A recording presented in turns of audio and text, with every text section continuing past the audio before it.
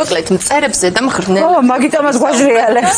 ეს პატარა არსებები ერთ შეხედვით უწყინარები, რომლებიც ჩვენი გარემოსთვის აუცილებელ როლს წარმოადგენენ, შეიძლება ხანდახან სრულად უწყინარმა არსებებმა ძალიან დიდი საფრთხეების წინაშე დაგვაყენონ, მით უმეტეს მაშინ, როდესაც ისინი ჩვენს სახლებში, ჩვენს საცხოვრებელ სივრცეებში შემოიჭრებიან, რადგანაც შეიძლება მათ გამოიწვიონ საკვების დაბინძურება, სხვადასხვა ინფექციების გამავრცელებლები აღმოჩნდნენ და მოკლედ ამისათვის აუცილებელია, რაც პირველ რიგში ყველა ვიძახით ხოლმე, რომ სახლში გქონდეს მუდმივი სისუფთავე, ამოვავსოთ ხრიჭოები, შევინახოთ საკვები პროდუქტები დაცულად, თუმცა ხანდახან ხშირად აუცილებელი ხდება ხოლმე პროფესიული დასუფთავება და არა თვითნებური. მუშაობს თუ არა ძმარი, სოდა, მოწკრიალება ამ ყველაფრის ამის შესახებ ზუსტად დღეს გავიგებთ და ასევე გავიგებთ იმასაც, თუ როგორ უნდა დავიცვათ ჩვენი საცხოვრებელი სივრცეები, მწერებისა და მღრღნელების შემოჭრისგან ზვიად თვარაძე, ორკინი საქართველოს თანადამფუძნებელი და გენერალური მენეჯერი იმყოფება ჩვენთან. მოგესალმებით, თავდაპირველად აუცილებლად უნდა გკითხოთ და გთხოვოთ განგვიმარტოთ, რა მოიაზრება მავნებელ მწერებში, რომლები არიან ესენი და აღწევენ თუ არა ეს მწერები ჩვენ საცხოვრებელ სივრცეებში. მართლაც საინტერესო კითხვა არის, ზოგადად როდესაც მავნებელზე ვსაუბრობთ, ავტომატურად კითხვა მოდის, რატო არის ის მავნებელი. ზოგადად მავნებლად განიხილება ყველა ის მწერი და მღრღნელი, რომელიც ჩვენ საცხოვრებელ სივრცეში იჭრება, ასე ვთქვათ. გამომდინარე იქიდან, რომ მღრღნელებს და მწერებს ახასიათებს სხვადასხვა ინფრასტრუქტურის ზიანი, დაავადებების გადატანა, შიში, ფობია და ასე შემდეგ, მაგრამ ყველაზე მნიშვნელოვანი რაც არის, ეს არის ადამიანის ჯანმრთელობა, იმიტომ რომ მავნებლებს, ზოგადად მღრღნელების და მწერების კატეგორიას არა ყველას მწერებს გულისხმობ, მაგრამ უმეტეს მათგანს ახასიათებს სხვადასხვა სიცოცხლისთვის ასევე საშიში დაავადებების გავრცელება, რაც საბოლოო ჯამში შეიძლება ფატალურიც აღმოჩნდეს. კი ბატონო, ჭიანჭველა, ტარაკანა, აი რა მიეკუთვნება ამ მავნებლებს, რომლებსაც ყველაზე ხშირად შევხვდებით ხოლმე საცხოვრებელ სახლებში? საცხოვრებელ სახლებში ყველაზე ხშირად, რასაც ხვდებით, ეს არის მღრღნელები, მღრღნელის კატეგორიაში იგულისხმება, ასე ვთქვათ, თაგვით, ვირთხაც. მწერებიდან ყველაზე ხშირი გვაქვს ტარაკანა, ჭიანჭველა, ბუზი.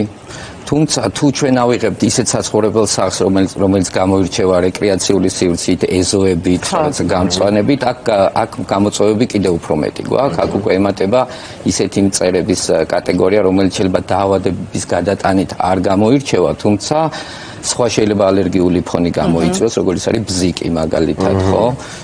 პირდაპირ ესე დაავადების, ინფექციური დაავადება. დღეს 21 საუკუნეში, როდესაც ძალიან ბევრ ადამიანს აწუხებს ალერგია და ალერგიული რეაქციები. მცენარეს დააზიანოს ფაროსანა მაგალითად. კი, ფაროსანა ამ შემთხვევაში მავნებლად ნაკლებად განიხილება ჩვენ საცხოვრებელ სივრცეში, იმიტომ რომ მას დაავადება არა ჯერ საშნელს უნი აქვს. ხო, არა სასიამოვნოა, რა თქმა უნდა, საცხოვრებელ სივრცეში, თუმცა საკმაოდ დიდი ზიანის მომტანი არის ასე ვთქვათ, სოფლის მეურნეობისთვის, იმიტომ რომ ვიცით, რომ აზიანებს კულტურებს, გამწვანებას და გასულ წლებში საკმაოდ დიდი ზიანი მიაყენა დასავლეთში. მეთერში შემოვიდოდით, ქეცამ თქვა, რომ მეო დაცული ვარო მავნებლებისგან, იმიტომ რომ მაღალ სართულზე ვცხოვრობ. არა, მე მივხვდი რომ არ და ფაქტი გამახსენდა და მაგასაც მოყვები. შეიძლება ბევრმა იფიქროს, მე მაგალითად მეხუთე სართულზე ვცხოვრობ, თუმცა ჩემთან ჭიანჭველები ყოფილვარ. არა, მე მღრღნელში თაგვი ვიგულისხმობ მაგალ სართულზე, მაგრამ სხვა შემთხვევაში მეც გეთანხმები არ ვარ. რამდენად არის ეს მითია თუ რეალობა, რომ რაც უფრო მაღალ სართულზე ხარ, უფრო დაცული ხარ მღრღნელებისგან და მწერებისგან და დაბალ სართულზე უფრო ხელმისაწვდომი.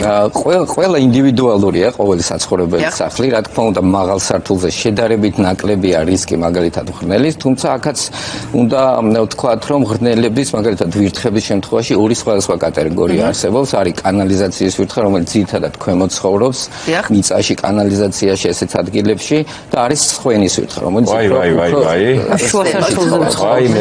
მე ვარ ბოლო სართულზე. ვერ ვიტყვი რომ დაცული ხართ ბოლომდე, რა თქმა უნდა, რისკები, რა თქმა უნდა, დაბალია, თუმცა ეს არ ნიშნავს, რომ დავიცვათ თავი. გარანტირებულად ვირთხისგან როგორ უნდა დავიცვათ თავი? ხო, ნუ ესეც საინტერესო. არა, იმიტომ რომ მე მართლა ხალხო მაქვს საშინელი ფობია მღრღნელების. თაგვების კიდე ნაკლებად მეშინია, მაგრამ ვირთხა რომ დავინახო, უბრალოდ გული მინდის. ხო და რა უნდა გავაკეთოთ, როგორ დავიცვათ თავი ამას? ამ შემთხვევაში, აი თქვენ შემთხვევაში უფრო სასარგებლო არის, უფრო თქვენს ქვემოთ არის პრევენციული ღონისძიება. ხო, აბარაგად. და ზოგადად ეს დარგი ყოველთვის უპირატესობას ანიჭებს პრევენციას და არა შემთხვევაზე რეაგირებას, რომ მაგალითად ვირთხა შემოგვივარდა სახლში და მე დავიწყოთ. კი, რა თქმა უნდა. მე ვერაფერს ვერ დავიწყებ გული. კი, ამ შემთხვევაში დღესდღეობით არის ხელმისაწვდომი ესეთი სერვისები, რისკები შეგიძლიათ ისარგებლოთ, რა თქმა უნდა. თუმცა უპირატესობა ყოველთვის არის პრევენცია, რომ წინასწარ ვიცოდეთ რისკები, საიდან შეიძლება რამეზე აქვს რეაგირება, რომ არ მოვიდნენ? ნახეთ, ავდოთ რამე. აი გეტყვით, აი როგორც ადამიანები ვართ და როგორც ადამიანების ცხოვრება არის, ასე ვთქვათ, ბუნებრივად, გვჭირდება საკვები, გვჭირდება წყალი, თავშესაფარი, ზუსტად ესე არიან მავნებლებიც და მათ შორის ღრმელიც. შესაბამისად ის ეძებს სასურველ გარემოს, საკვებს, წყალს, თავშესაფარს, ნაკლებ ბუნებრივ მტერს და აქედან გამომდინარე უკვე ისინი იჭრებიან ისეთ სივრცეში, როგორც არის ჩვენი საცხოვრებელი სივრცეები. ამიტომ ამის ეს წინასწარ თუ ჩვენ თადარიგი დაჭერილი გვაქვს, ვიცით რომ რისკები ნაკლებია მღრღნელის შემოდინების, არ გვაქვს ხრელები, არ გვაქვს ბზარები, ფანჯრები დაცულია, სხვენი დაცულია. რა თქმა უნდა, ეს ამას ჩვენ ქცევით კონტროლს ვეძახით, რომ ადამიანი ვიქცევით ისე ქმნით ჩვენ საცხოვრებელ გარემოს, რომ ისინი შენობაში ნაკლებად აღწევენ. თუმცა სხვადასხვა გარემოებებიდან შეიძლება რომ მაინც აი რამე უნდა დავყაროთ, დავდოთ, აი ტაბლეტები, ისინი რაღაც არც საშუალება არის. რა შეიძლება ძალიან საინტერესოა, იმიტომ რომ ამ ტაბლეტებით შეიძლება ჩვენი თუ არა ჩვენი შინაური ცხოველები. კი, აი ზუსტად შემდეგ და აი აქ კი, ამ შემთხვევაში უკვე საქმე გვაქვს, როდესაც ადამიანი თავისი ძალებით ებრძვის, მაგალითად შეამჩნია მავნებელი, მღრღნელი და მიდის რაღაცა ნივთიერებას ყიდულობს და თვითონ ანთავსებს, ასე ვთქვათ. ამ შემთხვევაში ჩვენ ურჩევთ მოსახლეობას, საზოგადოებას, ცოტა მეტი ყურადღებით იყვნენ, მეტი კონსულტაცია გაიარონ, გამომდინარე იქიდან, რომ ქიმიკატების ეს ღიად განთავსება საკმაოდ ბევრ, ასე ვთქვათ, უკუ შედეგს იწვევს. ერთი რომ ჯანმრთელობა ადამიანის შეიძლება ბავშვს კონდეს ცნობა, ადამიანს კონდეს ცნობა, ხო, ყოფილა ესეთი შემთხვევები. ჩვენ შინაურ ცხოველს რომელიც ოჯახის წევრები არიან, ხო, ფაქტიურად. და ესე ღიად განთავსებული ეს ქიმიური ნივთიერებები ძალიან დიდ საფრთხეს წარმოადგენს. ამიტომ, როდესაც ქიმიკატების გამოყენებასთან გვაქვს საქმე, ჯობია ზუსტად ვიცოდეთ მისი გამოყენების მეთოდი და ზუსტად ვიცოდეთ თუ რა შედეგი გვინდა რომ ამით მივიღოთ.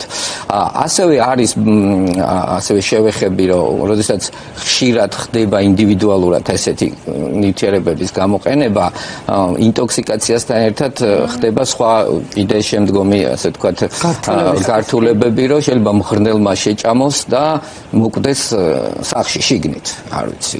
ხო, და ვერ ვიპოვოთ. ხო, ვერ ვიპოვოთ. ამ დროს ხდება არასასიამოვნო სუნი, ამას უცებ ჩდება ძალიან ბევრი ბუზი, იმიტომ რომ მკვდარ მღრღნელს ესევა უკვე სხვა ბუზის სახე და პატარა ზოოპარკი შეიძლება გქონდეს სახლში. აქედან გამომდინარე, ეს კიდე უფრო ვარესი შედეგია, ამიტომ წინასწარ უნდა იყოს გათვლილი და ამ დროს ჯობია რომ კაი, მე უნდა ვიკითხო აი მაღალ სართულზე ვმაი და ჩემი ისიც გამახსენებთ, რომ ჩვენ ქონდა პრობლემა, მაგალითად ხა ნუ ვირთხა და თავგი არა, მაგრამ აი რაღაცა ალბათ ტარაკანის იმაში გადის, თვალ ტარაკანი არა, მაგრამ რაღაცა უფრო მომცრო ზომის, აი რაღაცა მოჭიანჭველო, აი რაღაცა შუაში რა.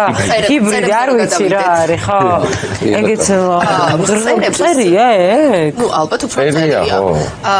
რა შეეხება იმ წერებზე, რომ სახლში აუცილებელია იდეალური სისუფთავე იმისთვის, რომ არ გაჩნდეს მწერი. მითია თუ რეალობა ეს? მითიც არის და რეალობაც და რატო? რა თქმა უნდა, სანიტარული ნორმების დაცვა რა თქმა უნდა ხელს უწყობს მავნებლის არ გაჩენას, სისუფთავე ნარჩენების დროული გატანა, ზოგადად სანიტარული ნორმების დაცვა, ეს რა თქმა უნდა ხელის შემწყობია, თუმცა არსებობს მავნებლის ისეთი სახეობები, მწერებს გულისხმობ, რომელიც საერთოდ არ არის დაკავშირებული სანიტარულ ნორმებთან. მას არ აინტერესებს ანტისანიტარია, დაღვილი, ასე ვთქვათ, სითხე, ნამცეცი, საკვები და რა თქმა უნდა, მათი ბიოლოგია და ქცევა, მაგალითად ეს ერთ-ერთი არის საწოლის ბაღლინჯო, რომელიც იკვებება მხოლოდ მხოლოდ სისხლით, რომელიც ყველაზე მეტად გავრცელებულია საცხოვრებელ სახლებში, ანუ იქ, სადაც ადამიანი დიდ დროს ატარებს, უფრო მეტად საძინებლებში და მისი, ასე ვთქვათ, ბუნებრივად, მისი, ასე ვთქვათ, ქცევა არის, რომ მხოლოდ და მხოლოდ საკვებად განიხილება მისთვის სისხლი. ალბათ ვერც დავინახავთ, ალბათ იმდენად პატარაა, თუ ვიზუალურად დასანახია, თუმცა მას აქვს სხვადასხვა ციკლი, როდესაც გამრავლების პროცესი მიდის, კვერცხიდან იჩეკება პატარა ნიმფა, რომელიც განიცდის მერე ზრდას და ეს პატარა ნიმფები შეიძლება ვერ შევამჩნიოთ. ამიტომ ჩვენ თუ ხედავთ დასრულს, ეს უკვე ნიშნავს, რომ ძალიან საგანგაშოა. აი მაგალითად ტარაკნის შემთხვევაში, ხო, ერთ-ერთი სახეობა, რომელიც სახლებში ხშირად ჩნდება. ითვლება ამ დარგში, რომ როდესაც ერთს ან ორს ხედავთ დღის განმავლობაში, ესე იგი 150-ს ვერ ხედავთ, იმიტომ რომ ისინი ისე ცხოვრობენ, რომ ხო ვერ ვამჩნევთ. აი მაგ შემთხვევაში როგორ უნდა მივხვდეთ? მაიკო გეჭრები, მე იმაში გადავედი, ისეთ მდგომარეობაში ჩავარდი, ახლა შემიძლია გავხდეთ. შიშები დამეწყო ხო? მე გამიგია, რომ აი ვთქვათ, როცა ტარაკანია სახლში, ჭიანჭველა როცა ჩნდება, ძალიან ეფექტურია, ძმა არის, სოდა, ლავანდა უნდა დავდოთ და ასე შემდეგ, აი ეს ხალხური მეთოდები, რომელსაც მივმართავთ ხოლმე, თუმცა ხშირ შემთხვევაში უშედეგოა ეს ყველაფერი. რამდენად მართებულია სახლური მეთოდებით, ჩვენი ძალებით, მათთან ბრძოლა და აქაც ქიმიკატებს რო დავუბრუნდეთ, იმიტომ რომ ბაზარზე დღეს არაერთი ქიმიკატია წარმოდგენილი და მაგალითად შეგვიძლია ახლა ChatGPT-ს ან სოციალურ ქსელებში გამოვიკითხოთ და გვირჩევენ სხვადასხვა საშუალებას, რომლითაც ზედაპირები უნდა დავამუშაოთ, იატაკი თუ ვირთხის შემთხვევაში შეგვიძლია კარადის უკან დავდოთ, აქ უშუალოდ ზედაპირებს, კარადებს და ასე შემდეგ ეხება საქმე. კი ბატონო, ეს ხალხური მეთოდები ყოველთვის იყო და ეხლაც არის და იყენებენ, რა თქმა უნდა, ესეთი მეთოდები რაღაცა დოზით შეიძლება ეფექტიანი იყოს, მაგრამ უფრო მოკლევადიანი და იმ მომენტში იმ მავნებელზე პრობლემის გადაჭრის გზა უფრო არის, ვიდრე რაღაცა ასე ვთქვათ საფუძვლიანი პრობლემის მოგვარება. ამიტომ ამ შემთხვევაში უფრო საფუძვლიანი და სიღრმისეული, ასე ვთქვათ, კვლევა ჯობია და შესაბამისი ღონისძიებების გატარება, რომ ჩვენ დავრწმუნდეთ, რომ პრობლემა მართლაც მოგვარება. მაგალითად, საწოლის ბაღნიჯოს შემთხვევაში ჩვენით ალბათ ვერაფრით ვერ დავამუშავებთ, ხო? იმ საწოლს და ლეიბი იქნება თუ ასე შემდეგ და ამ შემთხვევაში გვჭირდება უკვე პროფესიონალის დახმარება. კი ბატონო, წეგან შეეხეთ ქიმიურ ნივთიერებებს, აი საწოლის ბაღნიჯოსთან დაკავშირებითაც ხშირად გვაქვს შემთხვევები, როდესაც ადამიანები შეამჩნევენ რაღაცა ნივთიერებებს ყიდულობენ და ქიმიურად ამუშავებენ. ამ საწოლო თახს. კი, რა თქმა უნდა, ამ შემთხვევაშიც ეს ვერასდროს ეფექტური ვერ იქნება, გამომდინარე იქიდან, რომ ქიმიური ნივთიერებებმა შეიძლება მოკლას მხოლოდ ცოცხალი, მაგრამ კვერცხი, რომელიც მას დადებული აქვს, ქიმიკატი კვერცხს არ კვერცხს. შესაბამისად, ის კვერცხი ისევ იჩეკება, გადადის ასე ვთქვათ, სხვა ეტაპზე და ეს პროცესი არის მუდმივი.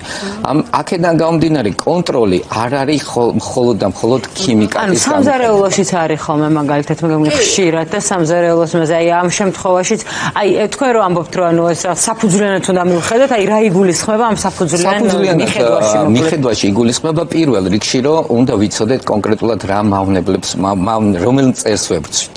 აი მაგალითად თქვენთვის შეიძლება ტარაკანა არის ტარაკანა. დამდარგი სპეციალისტისთვის ეს არის თუ რომელი სახეობის ტარაკანა. იმიტომ რომ ისინი განსხვავდებიან, სხვადასხვა ბიოლოგიური ქცევა აქვს, სხვადასხვა მახასიათებლებით გამოირჩევიან და კონტროლის მეთოდიც არის რადიკალურად განსხვავებული. ერთი სახეობა ბინადრობს მაგალითად სამზარეულოში, სინესტეში, სითბოში, მეორე სახეობა უფრო კანალიზაციის სისტემებში და უფრო ესეთი ადგილებიდან მოდის. ამიტომ თუ არ ვიცით რომელ სახეობასთან გვაქვს საქმე, შესაბამისად მეთოდიც ვერ იქნება სწორი. ეს ძალიან გავს მაგალითად აი მარტივი ასე ვთქვათ შედარება რო გავაკეთოთ, თუ ექიმას სწორი დიაგნოზი არ დაგვისვა, მკურნალობაც ვერ იქნება შესაბამისი. აი დაახლოებით აქ არის, ამაში იგულისხმება საფუძვლიანი ასე ვთქვათ მოკვლევა მისი, რომ სწორი ნაბიჯები გადაიდგას. ბატონო ზვიად, სახლის რომელი წერტილები, ნაწილებია ყველაზე კრიტიკული? ვახსენეთ სხვენი, ვახსენეთ სამზარეულო, აი ყველაზე ხშირად სად ჩნდებიან ეს მავნებლები? საძინებელში, საწოლის ბაღნიჯო, გასაგებია. აი სხვადასხვა ზონაში სხვადასხვა მავნებლის აქტივობას ხვდებით. მაგალითად, ტარაკნის შემთხვევაში, რომელიც უფრო საცხოვრებელ სახლებში შიგნით არის, ესე ეგრეთ წოდებული გერმანული ტარაკანა, უფრო სამზარეულოებში ხვდებით, იმიტომ რომ ის მისთვის ბუნებრივი ჰაბიტატია სამზარეულოს ტერიტორია, იქ უყვარს ცხოვრება, იქ არის მისთვის ასე ვთქვათ სასურველი. და რას ვნებს, რას აშავებს იქ ტარაკანა? ვნებს იმას, რომ ეს არის უამრავი დაავადების მატარებელია, ინფექციების გადამტანია, არის უბინძურესი, შესაბამისად მისი სამზარეულოში ყოფნა ეს ნიშნავს ადამიანის ჯანმრთელობას. რა თქმა უნდა, აქ არის მეორადი, ასე ვთქვათ, გადატანა, შეიძლება ჩვენ ვიზუალურად ვერ ვხედავთ, მაგრამ მან სადღაც გადაიაროს და აბინძუროს მისი ფეკალური მასები თვითონ. ბავშვმა მოკიდოს ხელი. რა თქმა უნდა, ამ შემთხვევაში კრიტიკულად, ასე ვთქვათ, საშიში არის ჯანმრთელობისთვის ტარაკნის, ასე ვთქვათ, არსებობა სამზარეულოში. აი მღრღნელების შემთხვევაში უფრო მეტად საქმე გვაქვს ხვენთან, სარდაფთან, საკუჭნაოებიც არსებობს, ხო, რაღაცა საკვებს ვინახავთ ამ ზონებში. საწოლის ბაღლინჯოზე ვთქვით, რომ საძინებელში ბუზიც, ხო, ბუზიც ფანჯარას გავაღებთ, შემოფრინდება პირველ რიგში სად მიდის, სადაც მას საკვები ეგულება, ხო? ანუ მიდის იქ, სადაც მისთვის სასურველი გარემო. მოცულობა ხო უფრო სამზარეულოში და ესეთ ადგილებში. ბატონო ზვიად, საყვარელი სეზონი ვიცით მწერების და მღნელების, რომ მღნელების არის ზამთარი, რადგანაც გარეთ ცივა და შემოდიან სახლებში, მწერებს ფანჯარას გავაღებთ და ზაფხული მათთვის თან ბევრი ტკბილეულია ხოლმე ხილია და რაღაც ეს მითიც არსებობს, რომ აი ზაფხულში უფრო ჩნდებიან ჭიანჭველები და ასე შემდეგ, იმიტომ რომ ხილი გვაქვს სახლში და ვერ მართავთ ან შეიძლება რაღაცა დაგვესხას და ასე შემდეგ. აი საყვარელი სეზონი თუ აქვთ, სეზონურობით. ზოგადად მავნებლების, ანუ ეს დარგი განიხილავს, რომ მავნებლებს სეზონი არ აქვს. უბრალოდ არსებობს აქტიური სეზონი და შედარებით ნაკლებად აქტიური სეზონი. ეხლა მაგალითად საქართველოში აი უფრო განიხილება აქტიურ სეზონად აპრილიდან ოქტომბრის ჩათვლით პერიოდი, როდესაც ტემპერატურა იწევს. შეძინე რაღაცები. ბუნება იღვიძებს, ჩვენც გავდივართ ბუნებაში უფრო მეტად. შეიძლება ჩვენს მღნელები განსაკუთრებით როდის არიან აქტიურები? მღნელები მთელი წლის განმავლობაში არიან აქტიურები, თუმცა შენობა ნაგებობაში შეგნით უფრო მეტად მიიწევენ. ყავს ქვედასახელზე მღნელი. ხო, სადღაც გვიან შემოდგომაზე, როდესაც ტემპერატურა იწევს დაბლა და ის უკვე ცდილობს, რომ რაღაც მისთვის სასურველი. თაგვიშ და ვირწყის თუ გეშინია, გეუნებია, ამდენი ხანია გეხოცები კატა მიიყვანე სახში თქო მე კატა თუ არა, ძალიან ბევრი არსებობს ისეთი სამსახურები, რომლებიც თავიდან ბოლომდე დაგიწკრიალებენ ყველა. ჩვენში ვით საზრდოობ. და ის ხო. რაღაცები ხო უნდა იყვებოს ეს აი ალბათ მგრნელი უფრო თქვენ უფრო გაინტერესებთ ანუ ამას თავი აინტერესებს შეშინებულია სხვენი ამ შემთხვევაში განიხილება მის საცხოვრებელ ადგილად იმიტომ რომ ნაკლები ბუნებრივი მტერი ყავს თუმცა ის გადაადგილდება და იქ შენთან ჩამოვა და ბოლოს ალბათ უნდა გკითხოთ როდის უნდა ვუხდეთ პროფესიონალებს როდის აღემატება ანუ როდის უნდა მივხვდეთ რომ ჩვენი საკუთარი ძალებით ვეღარ გავომკლავდებით ალბათ ძალიან რთული შესამჩნევია შეუიარაღებელი თვალით მღრნელი არის თუ არა სახლში მწერი არის თუ არა სახლში თუ არ დავინახეთ მართლა და არ შეესია და ერთიც კიდე თქვენ რომ მოხვალთ მაგალითად რომ დავრეკავ და მაინდა-მაინც იმ დროს არ გამოდის ეს მწერი და აი რა უნდა გავაკეთო რა ღამე სურათი გადავუყო თუ რა ვქნა რა თქმა უნდა ნუ დარგის სპეციალისტები აღჭურვილია შესაბამისი საშუალებებით თქვენ თუ ვერ ხედავთ მავნებლებს მათ აქვთ საშუალება რომ ისეთი საშუალებები გამოიყენონ რომელიც ზუსტად ადგენს ყავთ თუ არა მავნებელი სახში რა სახეობა ყავთ და ასე შემდეგ. ამიტომ ამ შემთხვევაში ეს კარგია ნამდვილად. პროფესიონალს უნდა უხმოთ მაშინ, როდესაც ამჩნევთ მავნებელს, ან თქვენი პრევენციისთვის ავდებით და ხედავთ რომ აქტიობა და შემთხვევები ისევ გაქვთ, ამიტომ უმჯობესია პრევენციისთვის თქვა აი რომ დაუკავშირდეთ სამსახურს და რაღაც. რომ აქ არ გაჩნდეს არასდროს ესეთი რაღაცა. ესეთი რა თქმა უნდა, აი როგორც აღნიშნე, სანამ გაჩნდება ჯობია მანამ კარგია. ძალიან დიდი მადლობა ბატონ ზვიად. არ უნდა მოვიცდეს რომ მოდის ზაფხული შესაბამისად, მალე გამოთბება და მწერები უფრო აქტიურები გახდებიან შესაბამისად. მთავარი რჩევა ალბათ იქნება ის, რომ დავიცვათ ჰიგიენურ-სანიტარული ნორმები, ამოვავსოთ ხრიჭოები, ვეცადოთ რომ როგორც ბატონმა ზვიადმა აღნიშნა, ფანჯრები იყოს დაცული და არ შევუქმნათ მწერებს კომფორტული გარემო იმისათვის, რომ იცხოვრონ. პირველ ეტაპზე მაინც და მე ადეები და რაღაცა ეს კი აუცილებლად ეზოიან სახლებზე მე უკვე ცოტა გამოთბება მე კი ჯობია აუცილებლად მოვახსენებთ ჩვენს მაყურებელს